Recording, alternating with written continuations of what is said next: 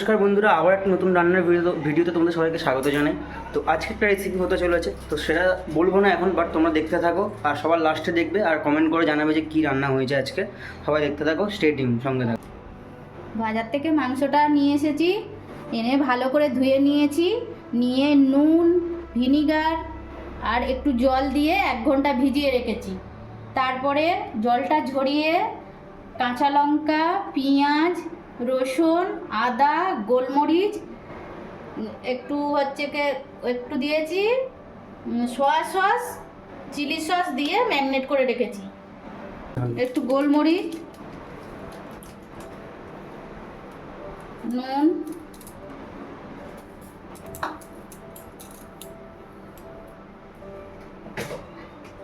দু চামচ লঙ্কার গুঁড়ো,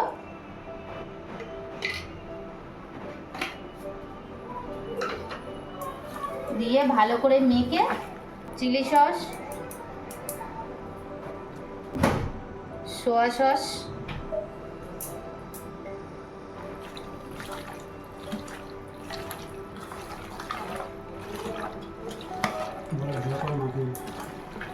ভালো করে ম্যারিনেট করতে হবে, না হলে ভিতরে মশলাগুলো যাবে না। ভিতরে নুন যা যা মশলা দিয়েছি ভালো করে না ম্যারিনেট করে রাখলে ঢুকবে না, ভালো হবে না জিনিসটা।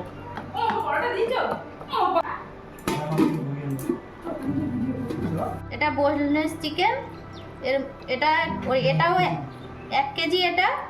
এটা ভিনিগার, নুন আর জল মিশিয়ে 1 ঘন্টা ভিজিয়ে রেখেছিলাম। জলটা ছেঁকে এবারে এর মধ্যে সব কিছু মশলা দেব। রসুন বাটা, আদা বাটা, নুন, চিলি সস,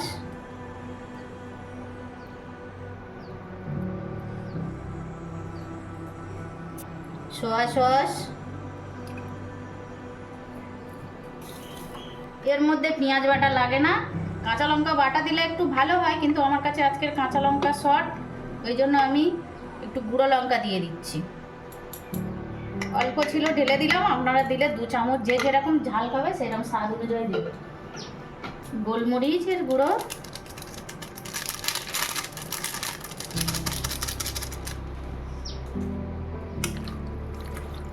দিয়ে এটাকে মেখে রাখলাম।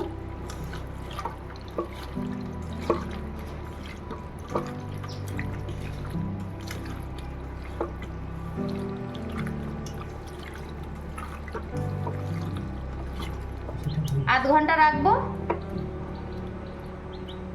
ম্যাগনেট হয়ে গেছে। আধ ঘন্টা ঢেকে রেখে দেবো।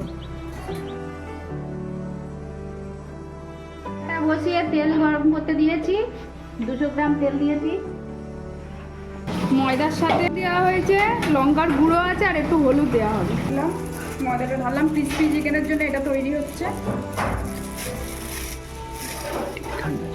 আর এই বাটিতে আছে ঠান্ডা জল, আর এই হচ্ছে ম্যারিনেট করা আছে মাংস ক্রিসপি চিকেনের জন্যে। এবারে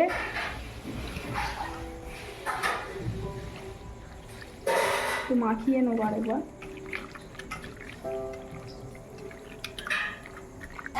এবারে একবার প্রথমে ময়দার কোট দেবো,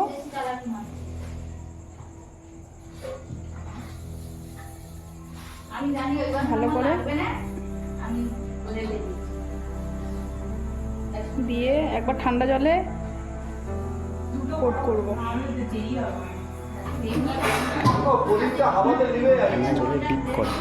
ঠান্ডা জলে ডিপ করবো, দিয়ে আবার আরেকবার ময়দায় কোট করবো ভালো করে,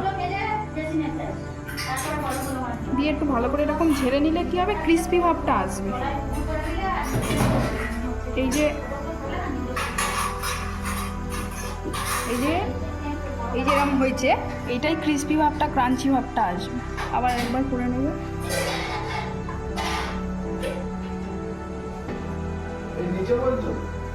এরকম যখন ময়দায় দেবে না, এখন এরকম ঝেড়ে নেবে, দিয়ে আরেকবার ঠান্ডা জলে ডিপ করবো, করে আবার আরেকবার ময়দার কোট দেবো। ভালো করে কোটটা করতে হবে। দিয়ে আবার একটু ভালো করে ঝেড়ে নিতে হবে। এবারে যা চিকেন আছে সব একইভাবেই যেরকম সেম প্রসেসে করলাম ওরকমভাবেই করব, করে তারপরে একবার ময়দায় ডিপ করব, একবার জলে ডিপ করব, আবার ময়দায় ডিপ করে তারপরে রেখে দেবো, দিয়ে তারপরে ভাজা হবে।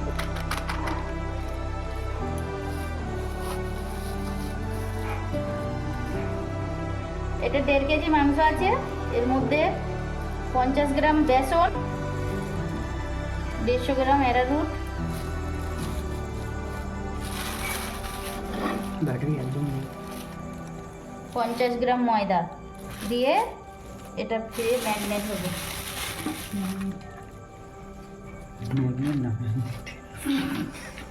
তুই নিয়ে জানে মূর্খ কাজ করতে দেবে। দিয়েছে মা আজকে, পেঁয়াজটা দিলে জল জল হয়। তুমি এতে দুটো পেঁয়াজ দিয়েছো? আরে শুনবি তো, পকোড়ায় এমনি পেঁয়াজ লাগে না, তাও আমি দিই এক্সট্রা করে টেস্ট হওয়ার জন্য। দুটো ডিম দিও না, আবার কোথায় দেখবে ভেঙে গেছে, আমার বলে জল হয়ে গেছে। জল হলে অ্যারারুট। দুটো ডিম ভেঙে দিয়ে দিল, দিয়ে এবারে ম্যারিনেট করতে হবে আরেকবার। আমিও তো তাই বললাম, ম্যারিনেট করে 15 মিনিট রাখতে হবে। পকোড়া, তেল গরম হয়ে গেছে, পকোড়া ছাড়ছি।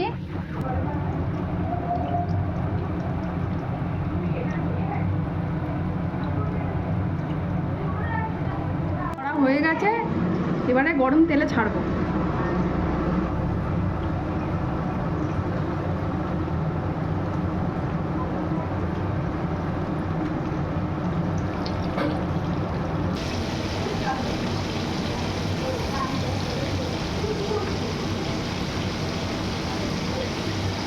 এরকম গোল্ডেন কালার হবে, তুলে নিতে হবে।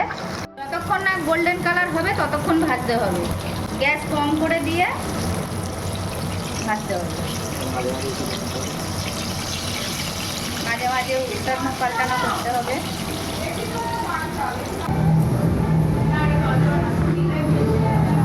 আর পকোড়াটা বেশি এরম হয়ে যাচ্ছে, লাল হয়ে যাচ্ছে কেন বলতো? ওই যে আটাটা আছে না, পকোড়ার গায়ে লেগে যাচ্ছে।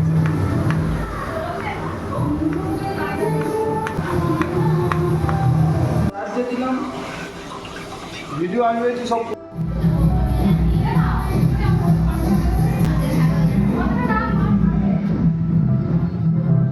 গরম মুচমুচে পকোড়াগুলো এবার টমেটোর সস আর স্যালাডের সাথে সার্ভ করে দিল।